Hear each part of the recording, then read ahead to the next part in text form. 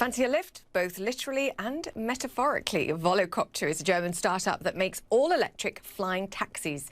And after testing them in Singapore, the company's now hoping for approval in the United States and the European Union.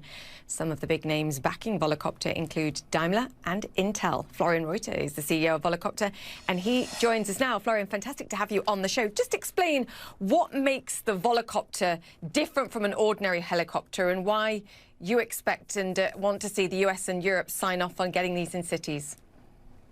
Yes, good morning. So great to be with you.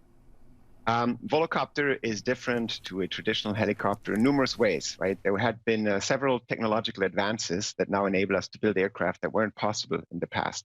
A Volocopter is electrically powered. We have a battery as the main energy source. We have 18 independent rotors, so we have a huge redundancy in our electric propulsion train, meaning that if a critical component fails, we can still compensate for it and continue our flight safely, ultimately resulting in unprecedented safety levels, which is what really triggered the interest of the regulators all around the world, acknowledging that now we can build vehicles that are much safer, quiet, and emission-free.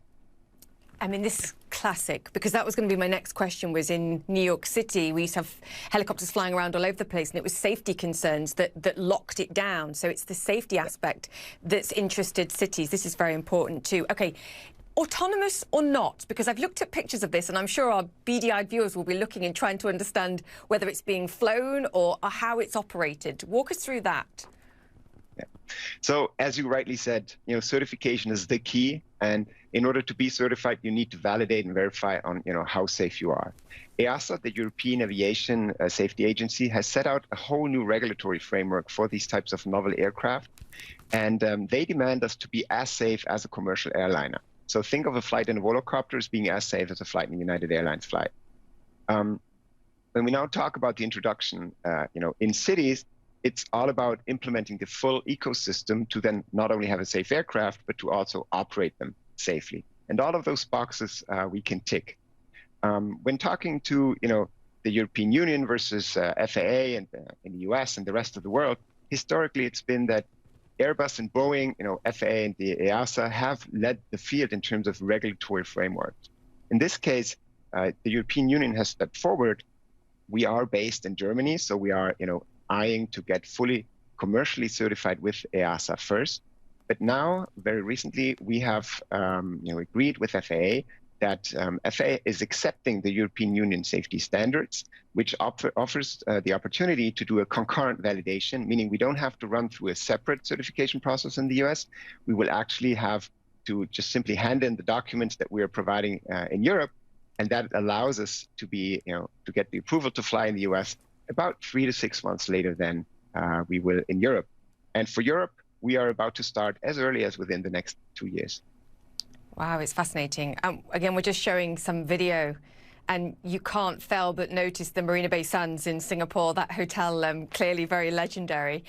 I know you did test flights there. The talk is that within 3 years, you can have these Volocopters up and running, and you're selling test flights, I think, as well, or at least the early flights for $360 for 15 minutes. Talk to me about what this is going to cost, because that still feels really expensive. And with all the hype surrounding autonomous vehicles that they were promised in a few years, we're still waiting. Can you really get these things up in the sky in Singapore, at the very least, within 3 years?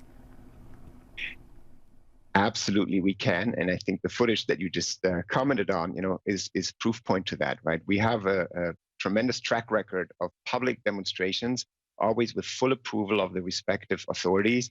We have flown autonomously in Dubai as early as 2017. We received our first approval to participate in the German airspace, back in 2016. That's almost 5 years from now. So we have a tremendous track record of that. When we now look at, the deployment in Singapore, as I mentioned earlier, EASA and FAA historically have led the way in terms of introducing new types of technologies. But clearly here, the huge market opportunity lies, in the megacities in Asia. And that's why we have a very strong focus in Asia. We make sure that the regulators, on the ground familiarize themselves with our technology. They are on board with our, certification process in Europe. That goes all the way to, for example, with the Civil Aviation Authority in Singapore. We have agreed a same-day certification as in Europe.